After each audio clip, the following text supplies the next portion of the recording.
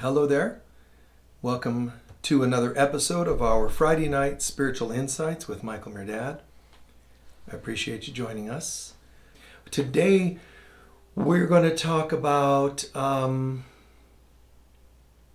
commitment.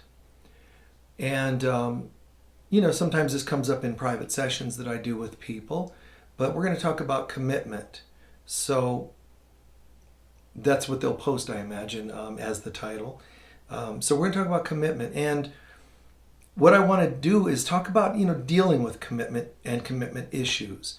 Dealing with people with commitment issues, but also dealing with our own commitment issues, right? It's not one-sided by any means. And let me add to that. Every human being has commitment issues, in case you didn't know that. Every human being. Look at movies and comedians and how common this topic is. People, that's just like it's an evil word, man. That commitment, issue, the commitment word. And people will say I was dating someone, but they have commitment issues. By the way, usually that's targeted towards males.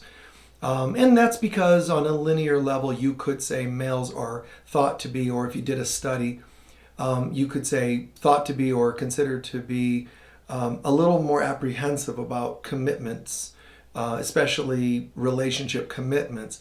I think that's generically true. I don't like to totally pigeonhole like that, but I think, sure, there's some rhyme and reason to that. But there's a deeper approach we want to take with this conversation, and that is first and foremost, everybody, not males, not females, not black, not white, not tall nor short. Everybody has commitment. Children have commitment issues.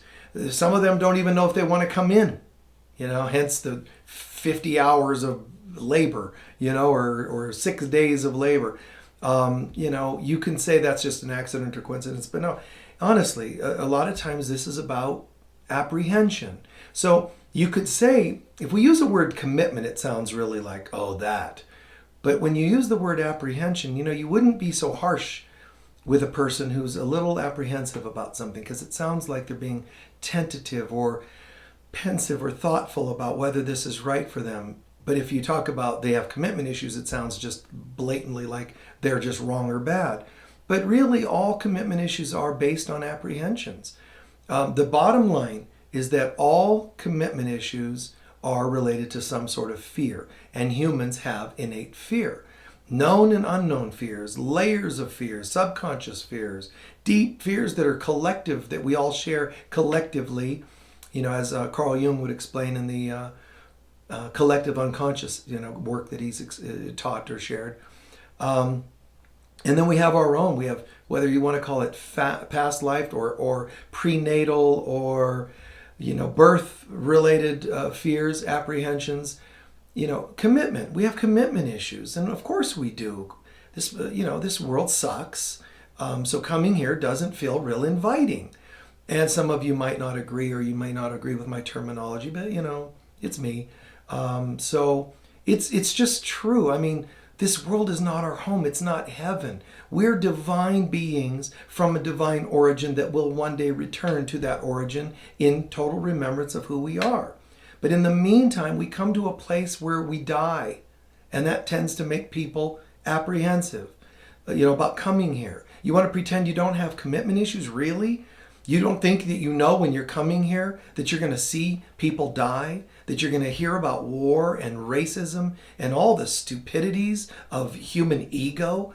And, again, just bear with the terminology, man, because racism is stupid. It's ignorance. It's ridiculous. It's not just slightly unfortunate. It's completely out of it. It's just out of whack.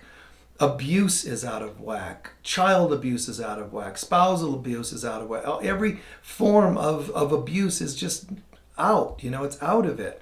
It doesn't come from God, therefore it isn't of God, therefore it isn't real, because God is only that which is real. It comes from some fabricated, bizarre state of mind that we made up and try to live from. We continually, in our ego, or if you want to call it some evil in the world, thrives off of this kind of thought system, this kind of lifestyle where we harm and then are harmed. And we can say, well, the harm I did is your karma. I'm your karma coming back to you. You harm me and I go, well, I guess it was my karma. That's certainly better than hating a person and blaming them. But again, enabling karma doesn't help either. We're trying to make excuses for a world that isn't our home. We're divine beings, so divinity is our home. It's a state of mind, but it's a state of living too. And this world doesn't allow it. The politics of this world, I hope none of you are so ridiculously naive enough to think that there is a form of politic or science or religion or theology of any kind that would be universal and acceptable by everybody. It's impossible. It is impossible. You can say it's a strong statement, but that's great, but it's still impossible. You will not get people that think they are separate to completely, billions of them all at once, agree on something.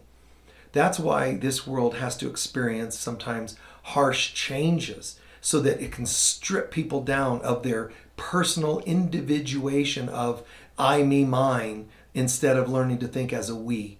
And I know some people defend that. They say, oh no, we have to be individuals. I understand the pros and cons of that. But the fact that there's pros and cons means it's still not the ultimate. In the ultimate state of consciousness, there would be no pros and cons. There would be no duality. So there is no universal theology. There's no universal politic that everybody will, if only this person wins. First of all, there's already more than one, belief in politic in terms of collectives, Republicans and Democrats and all those sorts of things. There's more than one. So they're already by default not going to agree. Even if a really great politician, candidate gets into position, the others will oppose them just because they're not their particular, party, I guess they call it. It's anything but a party, but they call it a party for some reason. So, this may sound bleak, but I'm getting to a point, which is commitment. People lacking commitment comes from fear. It comes from ego, true, but it's fear. It's ego when you let fear continue to control you. Fear can be there and not be called ego if it lasts one split second and you make a different choice. Wow, I'm reacting. I'm being afraid to commit. Wow, and then you look at it, you make decisions differently, and you step over the bridge to healing, into trusting, and into commitment, which I'll get to in a second. And then you're out of fear. So good job. So it's not really ego now. You were just afraid for a moment, but you chose not to buy into it. Buy into it, now you are hiring your ego as your leader, guide, teacher, whatever you want to call it. So fear is always about, commitment issues are always about fear. Now, how to deal with fear, it's something I call the bridge to healing. Bridge to healing means, so imagine there's this bridge, and when you're at this end, you live in fear. But where did the fear come from? Let's just say fear/trauma. So whether I'm experiencing trauma, post-trauma, or whatever, it's all fear. So fear is a generic, like an umbrella term. But under it, man, is my history, my wounds, my hurts, my unhealed stuff. So over here you have fear and trauma, and over here you have love and healing. So when we talk about, I'm taking a workshop on healing, I'm entering a new self-help phase of my life, I'm going to get counseling or because I want healing. You don't just go from, let's see, I'm totally post-traumatized, I have anxiety disorders and so on, and live in this total post-trauma kind of state of mind. But wait, I'm thinking of taking a course, and just by thinking about taking the course, I automatically go over the bridge to, peace, love, safety. It doesn't work that way. Love and healing. You don't go from broken to healing. You don't go from fear to love just in a split second because you heard about it. You have to actually walk over the bridge. The bridge could be this big, and it could be this big, and it could be the size of the universe, which means how long it'll take me to get from one side to the other really is determined by my decisions. Decisions of what? I'll explain that. So there's a midpoint in the bridge to healing. And having been a healer, working with people healing, body work healing, various forms of healing, but that includes especially the soul, working on the soul. So getting over the bridge to healing, that working on the soul for so many years is where I learned a lot of these concepts. So getting over the bridge, how do I get from here to there? It's actually a process. There's a midpoint. We're definitely over the hump and we're now coasting a little bit. The first half of the bridge is called control. The second half is called trust. You can't go from fear to trust. Something has to happen first. From the original point, 0 point, up to midpoint where the ease starts to kick in. This whole segment here is called control. Now, this is relevant to commitment because I will never be able to commit unless I feel trust enough to commit. But how do I learn to feel trust unless I ever learn to feel that I'm now in control? See, if you're traumatizing me right now, I'm not in control of my whatever, body, mind, emotions, health, experience, environment. I'm not at all there. So I don't feel control. So I can't get to trust. So I need to nurture trust. But from completely wounded to nurturing trust, there's a tangible, explainable process to this. I have to feel like I have some amount of control in my life or in the situation. If you're my healer and you say, Michael, we want you to talk about some deep old wounds. Okay. As long as I feel like I have some control. Now, if you tried to work with a person, let's say, that's really done a lot of work on themselves, but you tried to do this, like, let's get over to trust, say 20 years ago, 40 years ago, 60 years ago, or whatever, it might have taken them months or years to get to that point. But once you've done a fair bit of healing, it's like you're just ready to go immediately. If I'm feeling a little something trigger or whatever, and you want to ask me about it, I could probably pretty quickly get to that point of, all right, I'm going to trust you, so now we can move downhill, coasting towards healing. You're going to do yourself more good by learning to commit to trusting and healing than committing to staying afraid. But how to get you there is by allowing you to feel like you have some control. So that's why it's important that a counselor, doctors, and so on should learn to say, coaches and everybody else, parents, should learn to say, kind of like when you're ready. Now, that gets tricky because the ego is never ready to heal. So if I enable you and say, oh, let's talk about a certain problem, but you say, well, I'm not ready. Oh, okay, then let's talk about the weather. You'll pay me $100 and something. Most counselors, some $250 these days, $300 for some. You go to a counselor, a coach, whatever, and they'll just keep coming, and we'll wait till you're ready, and you'll keep paying me, and I'll keep booking you in my schedule, and everybody just sits around enabling each other. Let's have an enabling picnic. It's like it doesn't make any sense. However, what's nice is you can say, well, let's talk about a bit of it if you're the counselor. Well, I'm scared. Okay, then let's not talk about it. Tell me what you're most afraid of if we were to talk about it. What's the greatest fear? Anything. Chip away and find something so that a piece has broken off and is allowed to be kind of dissipated or addressed. And by allowing you to feel like you can say no, but would you please try? That allows you to feel like you're in control, but you're also now simultaneously also trusting a little bit. So by default, we're moving you over the bridge, and that's what we want. That's what we need. Before you know it, you'll heal. If we can get you to just trust and let go, it's going to be great. But it's a process. And I'm just telling you, you don't have to call it these stages, but that's what you're going through. So always remember that if you're a parent or a healer or a counselor, just write that bridge down somewhere. Trauma and, fear and trauma, control, midpoint, then trust, and the solution here, love, healing. But there's one other piece to this bridge, and is underneath every bit of it, the thing that moves you, the fuel that moves you from one to the other to the other. Well, you could say it's will, it's choice. Yeah, that's true.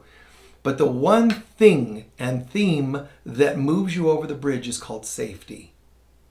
If I don't feel safe, I don't care. I don't care if you help me feel like I'm in control. I'm not safe. Or you help me get to the point of trust. How am I going to get to trust if I don't feel safe? Nobody's going anywhere. The thing that's going to kaboom and move you, motivate you over in any form of movement is safety. Help people feel safe. How? Well, help them feel heard, understood, not judged. You guys know all those terms, but put it into this context so you can kind of put the pieces together. Everybody needs to feel safe. For me as a counselor and healer for all these years, 40 years or whatever it's been for me, I think that it's manifested in a lot of good ways. I think that what I learned also, though, and is major context to today, we're talking about commitment and commitment issues. So here's where it gets tricky. Sometimes you'll say, well, I have a friend who needs to get into recovery. Well, they really went on a bender this weekend. They're feeling really sick. I've talked to them and they said they're going to go into a program. Great. So you get to choose whether you're going to stay in the program, but I'd like you to go. Okay, I'll go. Wow, we're making progress. We're going. And now we're going to go to the program. We're going to get there this afternoon or this evening. I'm going to take them in at 6 o'clock and everything's just peachy. And then at the last minute, I can't do it. I'm just not ready. Tomorrow we'll do it for sure. Oh, all right, tomorrow, let's go. And then, tomorrow comes and, I have the flu. I can't. And then another day and another day and another day and another day. And they keep promising you they're going to do it. What that is not control positive, it's negative control. It's when someone feigns or fakes that they are going over the bridge and you and I are always waiting right here. Come on, you can do it. You can join me and trust trust the healing and trust God. Come on, we're standing here calling them forward, even sometimes walking them forward. And they pretend to be willing, but they never get there. Oh my God. And it's like, it could look like major commitment, their willingness to heal, but it's not there. So you get kind of bummed out for them. Another time you get really angry. Another time it could be really sad. Another time scared. Your emotions will vary. We as healers, however, have to remain objective and unattached to any agendas to get them to heal. Does that mean don't want them to heal? No. We're allowed to desire and even look forward and affirm that they're going to get it someday, but it may not be today. But here's the point. You as healers are rescuers instead of healers if you continue to get hooked by the negative control. And this is our own partners, by the way. Remember, I'm going to go into the program, honey, I promise. After this is a wake-up call, and whether they're addicted to sex, drugs, or rock and roll, whatever it is, they promise you, and then they don't make the change. So next time they're going to add some tears, because last time they didn't do that, and you bought it. So this time you're not going to be as naive, so they're going to add some tears. So this time now you buy the tears. Then the next time the tears won't work. So they're going to have to get some support. Maybe they'll call the kids. Kids, your mom doesn't trust me, but this time, do you guys believe in me? Yes, Daddy, we do. And you'll pull them into it. You'll try new ammunition or tactics each time so that you can hook someone into the negative control. And we as healers, we will buy it. Oh, but it's, I've been married for 40 years. I need to trust them. And I've committed to this marriage or whatever version of an excuse.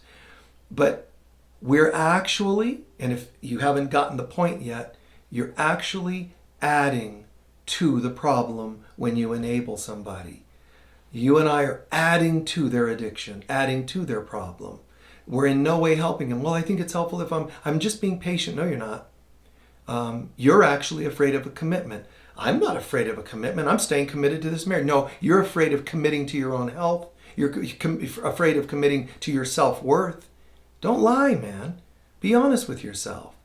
You've got to commit to saying healthy or bust. I only have one option. This isn't choosing between two things. I'm going towards healthiness. So your clients, you can say, you're willing, or your partner, you're willing, great, so let's go. And then they, back out. They fail to commit. How many times should you keep buying into it? To each his own. Some people would say one time, shame on you, but 2 times shame on me. I shouldn't have bought it twice. That's a fairly good bar to use to measure, with which to measure. But once you start talking about 15 and 16 times, I mean, come on, so, once a this, always a this, some people will say. I'm not saying to go that far and lose hope and faith in people's ability to heal, but sometimes they won't heal until they're gone. Sometimes they won't get the lesson until they're gone, till they go to a program. Sometimes they'll even get ticked off at you and refuse to speak to you again. You didn't, you think you're trying to do help for me? Well, forget it. I won't ever talk to you again. That's heartbreaking. But you actually are doing more help then, if even at the risk of losing a relationship, friendship, whatever, even a client, than you are to beg for their presence as a friend or partner, whatever. So, this is all about growing up for everybody. It's about boundaries and growing up, maturing, setting the bar and saying, look, this is what I'm willing to do. I fortunately myself haven't had that many clients pull the false control. Certainly once every couple years, but considering I sometimes have worked with hundreds, if not thousands of people a year, one every year or two is really, really good. So it's very rare that I get somebody that tries to pull on me that way. I know when I say tries to, a lot of people will try, but it's very rare that anybody's ever succeeded with any amount, dramatic amount of getting away with that and me buying into it for too long. But there are instances, and every parent has instances where, they pull the games, play the games, and try to hook you in. And, this is going to cause you to have commitment issues as the healer, parent, and so on, partner, and so on. But it's also going to perpetuate their commitment issues. Why would they commit to a 12-step program if that's what they needed, when you'll allow them off the hook to not have to do so? And why would you commit to they either go or I'm gone if you can get away with them just begging you and then telling you how wonderful you are to give them another chance? All you are is getting, participating some sappy kind of enabling ritual. Oh, thanks for forgiving me. And you didn't really. You're actually hoping they'll change so that everything can continue in the screwed up way that it is. And you can just pretend your life is okay. Instead of going, no, something's wrong with this picture. We're going to change it. It takes a master. It takes a grown-up, spiritual grown-up to say, I just realized well enough isn't okay anymore. Getting by just enough, that's not a great mantra for me anymore. Instead, more than enough. I'm ready to be full. I'm ready to feel complete and so on. So, it's a different way of doing things from the way this world does things. But everybody's got commitment issues. Again, people have to feel safe to commit. And that's not always easy. It's not by being enabled. That's a false form of feeling safe. I'm talking about they have to feel safe, and that's going to be helped by you and I being capable of hearing but knowing the truth, not playing games. They need to know that you can see through the games, even though they won't like that. That actually helps them feel safe. All the time I have clients. I think it was 48 hours ago, there was one client that said, a very beautiful story. She might even be watching. Saying something along the lines of, it took me a long time to come in and actually attend one of your events. Took, months or years. Really? Why? And they kind of fumbled around with the wording. It's this or that. And at the end of it, when we talked, I said, because they could almost say I didn't feel safe to. But when they finally got the wording together, they said, I felt like you could see me. And that was really important. Because, I can. A good healer should be able to. But I can see people. But I don't sit around and try to see them and analyze and pick and judge. So if I could see you, why is that a problem? Why would that keep you away? If you didn't assume there was something yucky, naughty about you, flawed about you. So really, you're afraid of your darkness showing up in the light, so you stay away from the light? Really?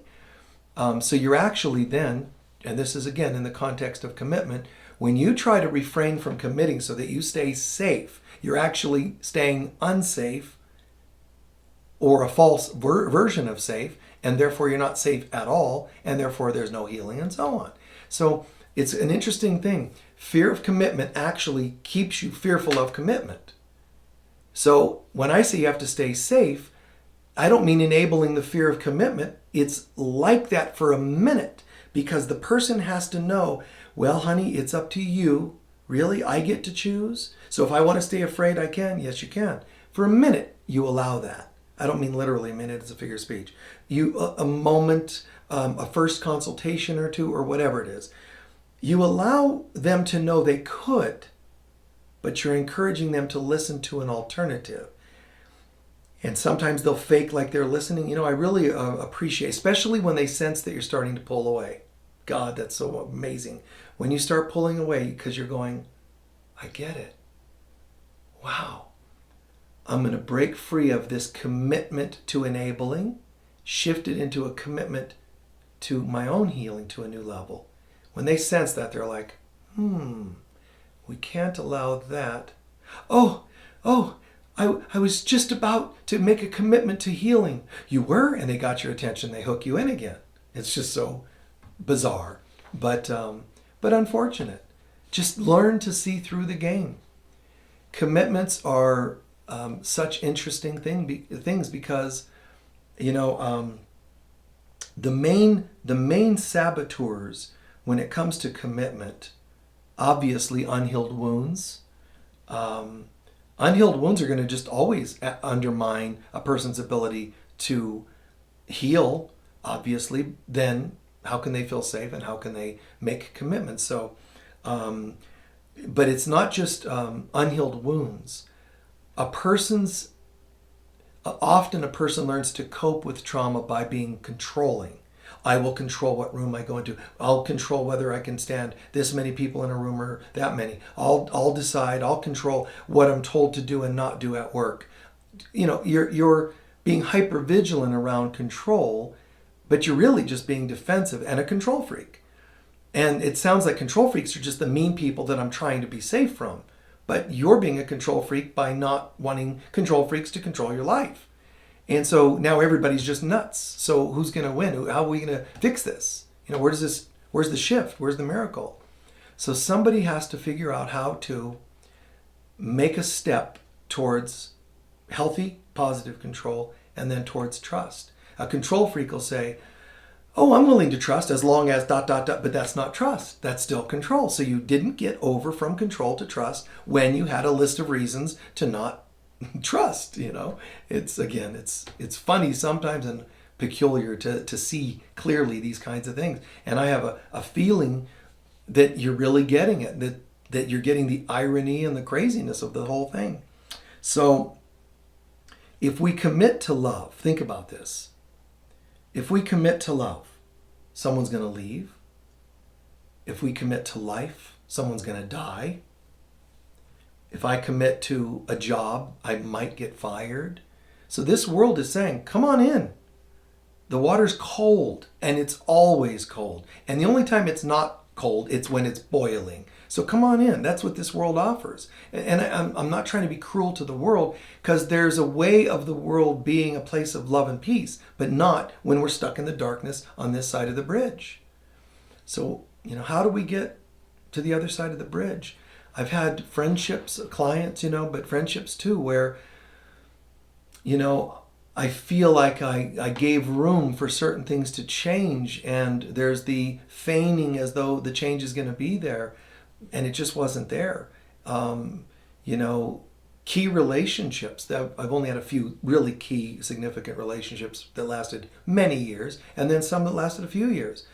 And, a couple of the most significant ones were like that. There was sort of I see that I do this, but I'm going to change that. But it really never changed. And I, as a partner, could help, but if it doesn't help, I got to look at it. I, as a healer, can help, but if it doesn't help, I got to look at it. If you're a relative or whatever you are to that person, if they're not going to do it at some point, how many years goes by where you just go, wait, I'm actually still waiting for this to happen. It's like the famous, comment of, it's like, like that'll be the day they're serving snow cones in hell. I mean, like when hell freezes over, those kinds of phrases.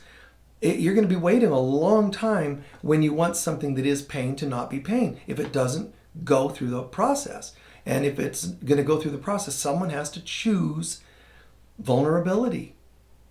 But I'm not going to tell you we should force ourselves or anybody else to be vulnerable when in fact we're in a broken, scary, unsafe environment. So what's the solution? Create safer environments. I would love to be the safer environment for you, my client, my partner, whatever, but apparently I'm just not able to do it. Oh no, you are. I was almost there. Let's try again. I think somebody else might be better for you. That's hard because it feels like failure, but it isn't. It's actually wisdom. You're just owning that I'm not the best person right now for you. Might have been, but it didn't happen. Could have been tomorrow, but I'm done because I'm now entering unsafe, and now we're going to be both on the far side of the bridge to healing, which is still fear and trauma. So starting to realize, no, it's the limit. I don't want to hear how it might have worked 50 years from now. If only, no, it isn't. Not if only. It is or it isn't. Did it happen? No, but it could. No, that's it. No buts, just it did or it didn't. And at some point, I've reached my own limit. And of course, that's also called setting healthy boundaries. But everybody's got to find their place, the line in the sand. So, onward and upward. Here we go. I'm going to try something new, and I'm still here. I love you, supportive, just not supporting the problem. Whatever the problem might be, an addiction or careless living or whatever it happens to be. So, this world is going to try to make us feel dispirited, hopeless. And the person that you're using, let's call it, sorry, but it's lack of a better phrase, tough love. It really isn't that, but yet it partly is. It's not the stereotypical tough love.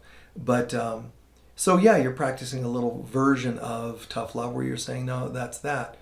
Love is never really tough. It's neither tough to achieve nor tough on people, but it can be perceived that way to people that are tough, that are hardened. It'll just look that way.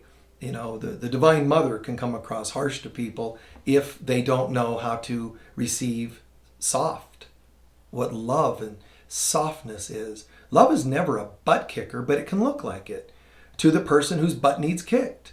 But love is never the form of a boot that's going to kick your butt. But it can look like it because that's what you told the universe you needed it to look like. I need to really learn the hard way. And the universe starts to change from a heart, into a boot. But yet it's only because you're asking it to do that. That's not what it is, but it adapts to your belief systems. So it's our own story, our own trips. So we can turn what seems so soft, and it is eternally soft if we would let it be, into something that seems harsh. But you can't really change love. You can't really make it that way. It just looks that way. It's perceived that way. So commitment. Relationships. If I say you and I are having difficulties in a partnership or workplace, whatever it might be, you and your kids or whatever, and you say I'm going to make some changes, you're making a commitment. You're going to talk about how they won't commit to sobriety. They won't commit to romance. But in their defense, are you a safe enough partner for them to commit to? Honestly. You can say, well, oh yeah, I'm perfect. Then, why do they describe you as tapping your foot and your fingers on a table going, well, where's my commitment? Where's my ring? Where's my, some people want this nesting and they want this commitment to partnership. So it stands to reason that some people are going to be afraid of commitment because they feel connived and deceived into a partnership. And that's the excuses some of them would share, and it's sometimes very righteous. A person, if I want a commitment to a partnership from someone, and I'm like chomping at the bit to get it, it makes them unsafer. Now I understand why they won't do it. Okay, that's one side. Now, of course, there are some cases where they're not going to do it anyway. And that's where you got hooked into negative control. Because you thought if I wait long enough, patiently, no agenda, no tapping on the table, waiting, they'll feel safe. They weren't going to do it anyway. And when you say, listen, I decided I want to just approach this very lovingly, unconditionally, no agendas, but I want to be honest. I think I would love for our relationship to go to another level, and like a level of commitment, and they're like, bye. And you thought they were even going to negotiate, and they're done as soon as they hear that, because they're wanting to stay stuck in the fear traumatized area of the bridge. But you're not where you think you are. You're thinking you're over in love, and let's join and have cupcakes together and tea, and you're thinking they're over here. Not necessarily. Your insistence that they commit is sometimes your own commitment issues being reflected back to you. You can have an addiction to a false form of commitment just as much as they have a fear to any form of commitment. So, being able to say, okay, I get it, even with friendships. And so we need to make people feel safe enough to commit. And we need to create an environment safe enough for ourselves to commit. And that's quite a beautiful thing. I think that if I can say, look, friend or partner, whatever you are, a person, here's what I'm about, and I want to be really clear and open and honest about what I'm looking for in relating and communication and so on. I can step into that. It's like, if you can say, yeah, I can meet you there, I can join with you there. Wow, I can step into that. If you said to me, let's do a dual, singing, a duet. Let's do a duet of singing. I'm like, what? Yeah, I want to have some fun, and let's sing something. So we're going to sing this particular song. Now, if you say, let's have fun, and you just start kind of belting out, and notice the ease with it. If you say to me, I'm a professional singer, I'm a hard-ass teacher, coach of singers, and I would like to sing with you. It's like, forget it. How could I commit to something you've made into something so harsh and serious? We as human beings will far more easily step into committing to things when they feel safe, I said, but another word, easy. When I was a kid and I played soccer a little bit, for a couple of years in school or whatever, for me, I remember I like ease. I like playfulness. I like honesty and trust. And to me, that's just a beautiful thing. And there was a point where they said, well, we did really well. Our team, oh my God, we were like misfits. We were really misfits. We had the guys that didn't go out for other sports because they refused to cut their hair. We had guys that were too stoned to play other sports so they could play soccer, and which was funny to watch, of course. We had just misfits, and that was great. Maybe partly because I felt like a misfit, but it was the laughter and the ease. Oh my God, in the games and the junior varsity, I unfortunately was literally pushed into varsity. From even when I was a kid and first got to school, they put me on varsity right away, and it maybe because I had talent, and maybe because they didn't have anybody else. But whatever the reason, I was stuck in varsity. But I used to just watch and look at the junior varsity. They have so much more fun. Varsity, you have to win. It's so serious. Junior varsity, they were too stoned to be varsity, and the varsity was too stoned to be in another sport. So it was like, wow, kind of weird, but I would watch the junior varsity wishing I could get to junior varsity. And one time I had a severe enough injury to where I was out for a little bit, for a game or two, whatever it was. But when I came back, I asked the coach, "Hey, coach, since I'm not quite right, can I play junior varsity for a game or two?" "Yeah, okay, sure." And oh my God, it was just blissful. I went up and played center forward and scored a record number of goals in 2 games. I think I scored 10 goals, which was more than any other player the whole year. If this isn't because I was uniquely talented, I just went crazy with fun. Fun can achieve, love can accomplish. It's not all about serious. And then I went back to varsity then after those 2 games. And we went to the, state championship. It was like, oh my God, so serious. I had a very different demeanor, very different vibe, very different feeling. The whole thing was different. And it was not fun. It didn't feel good. There was pressure. And long story short, just shorter than it would have been. There was a point where, believe it or not, we were sitting there at practice one day getting ready for this, like state championship, whatever the heck it was. And some guys came up and they said, "Hi, we work for a paper and we'd like to interview you guys and take some photos and watch, And our team was like, "Yeah, we're so good. They want to take photos." And I said, "I'm not participating." They're like, "What's wrong with you?" Everybody thought I was rude, mean, and all that. But I felt unhappy. The whole scenario, it was unhappy. Sort of being forced into something, being coerced, and the whole thing didn't feel right. Turns out that those guys from the paper, that we were all demonstrating skills and posing and taking shots at the goal. They were actually from the rival school, and coaches and whatever that came to deceive our players, and they basically took all the information they needed to know which guy's fast, and they planned the whole their whole game plan around that, and beat us, and it was like, wow. And even in that game, I won't go into the details, but I actually found a way, an excuse. I think it was basically like my injury's back or something. I got out at halftime. I said, "I'm done." We were 0-0 at halftime, but they scored a couple goals after we switched positions, myself and somebody else. And because I played the goalie, let me explain that. It's not like I'm saying I was outstanding on the field, but I was playing in the goal, and so it made a difference in that sense. But they would have scored anyway. If I was in there, they were going to score anyway. You could just feel it. I could just feel it. There was a depression vibe. So this happens to us, guys. This whole game playing, that it happens in relationships and so on. The seriousness.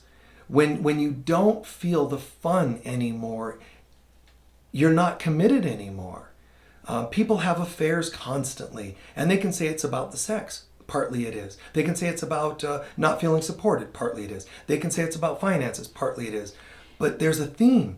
It's not fun anymore. I mean, if you're having a blast, you're too distracted to be miserable in a good way. Too positively distracted. You're so in the vibe of love. And so some people say, well, at first relationships are easy because you don't know each other. You're not pushing each other's buttons yet. And that's true. But I just feel like there's, some of that's going to happen. But you can still find ways to come back to the fun. Any relationship I've ever had, we can still laugh today, even if it ended 30 years ago. We can get on the phone and laugh with tears in our eyes. Sometimes I've done that with my ex for hours, just old stories and things that happened and just idiosyncrasies and oddities. And it can happen. People can stay happy. If you want people to commit, practice creating a lightness to things. I've seen this board members of an organization, or my own staff and that sort of thing. It's kind of nice that almost every staff member or volunteer I've ever had related to me have been with me for years. That's a nice testament. But even then, when I see something slipping, even if it's righteous that I have to call them on something or whatever, that's a drag. And then now I feel serious and they feel serious. But if I see that sometimes, if I see that too much, as often as I can remember, I try to do something to shift it back, because it's never impossible. I don't care if it's tickling somebody's ribs or doing something playful and humorous, or complimenting. There's always a way. So I'm going to close with this. Another key ingredient to creating commitment is that we ourselves, when we're committing, and the same applies to other people we're guiding, but we ourselves, when we're committing to things, instead, what the world does is says, make a huge commitment. Like get married forever. Do this forever. It's always. It's like so impossible that it's already a heavy burden. Like me, and us going to state championships. It's like so heavy, that we have to win and we have to do this and that. And I remember even in that game, the cheerleaders came up to me in high school, and they were like, "Michael, hey, we're going to be at the game this Sunday." I said, "What? We're going to be at the game this weekend. We're going to come and support you guys." I said, "No." It was so weird. I was like, "No, you're forbidden to show up at our game." They're like, "What?" I said, "You guys weren't there. We've been a team here for years, and you've never been to a game. You want to come to a game only because we're going to the championship? No, don't come to it." And they didn't. They were all ticked off at me. But it was like, I don't want to play a game of this false thing. You don't like us. You never supported us. We don't need that. Now that they're deserving of our attention, we're going to go and cheer at their game? Heck no. We have enough cheering from the Stone guys. Anyway, they're like, "Hey, man." Anyway, so we need that lightness. We need that peace, that fun. So don't make such a serious goal, and it's easier to commit. Make a short-term commitments to a relationship. Say, "Hey, what do you think about committing for 6 months?" But I'm talking commitment like, if it were me, I would say, let's commit to laughter. Let's commit to honesty. No secrets. Total openness, total love. Let's commit to that. You do it. It works. Wow. Doesn't work? End. Does work? Yes. Want to do another 6 months? Do another. Make a 1-year commitment or something tangible instead of, "Hi, would you like to be with me forever? You don't even know me." So shorter term goals, but then each step that you make, like if you were in physical therapy, the goal is not the Olympics. The goal is, today we want to get you to take 5 steps. How about the Olympics? No, you'll just end up depressed. 5 steps. Here we go. 1, 2, 3. You only did 3. Nice job. God, yesterday it was only 2. So you must give encouragement and accomplishment and thanks for each measurable, accomplishment, even if it's short of what you hoped. Give it compliment so that it can go further the next time. There's something called medical massage. Generally, it's a term that generally gets used. There might be other terms for it here and there. But an example would be this. Let's say you're working a stretch or a muscle, and you're helping to stretch somebody this way. And that's as far as they can go. So usually, you do that and you move on and whatever. But there's something you can do. You push into that. Let's pretend they can only go this far instead of this far. You go this far. Then you say, "Now push against me." And they're pushing against. Now relax. Good. Now you try it again and it'll go further. Because you're working with it in increments instead of just go, trauma, torn muscle, etc. How can they commit to wanting to do that therapy again? Measurable doses, and give thanks as you do it. And it's a really tough thing. Some people cannot seem to do it, will not, because they will not, but they cannot seem to do it. A measured accomplishment instead of, "Yes, man, this is, wow, I could only do 3 steps. Tomorrow I'm going to try for 5, but if I only get 4, great. If I need a day off, great, but I'm still going to keep going." Give thanks and keep going. It feeds the soul. But for some people, it won't work. You can say, you're afraid to kiss. How about holding hands? No, I refuse. You're afraid to take 3 steps. You refuse. You won't do any. You stay stuck.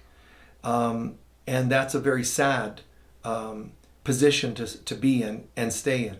Because in that condition, you're basically already dead. You're already given up. So you have 2 choices. Do nothing or make an attempt to move. Go too far, you're going to hurt yourself in some way, mind, body, or spirit, and then you'll use that as an excuse to not commit to change. Try simple, incremental. Do this with your animals that have been traumatized. Do this with your children. Do this with yourself. Do it with others. But if there's no incremental movements, if there's no movement forward, it's either just fear and back here, fear and trauma, or at best, negative control. But it is not trust, healing, God, or anything to that effect. All right? Thank you. I invite you to join us. Take time after watching these things. Just breathe, okay? Breathe and soak it in. Do your best to kind of allow that, what did I really gain? And make some notes. Be your own teachers, make some notes. You could have a notebook of tabs, with all the different lectures of mine or other people's that you hear and listen to. You make notes and you have your own book, essentially, of notes related to different topics.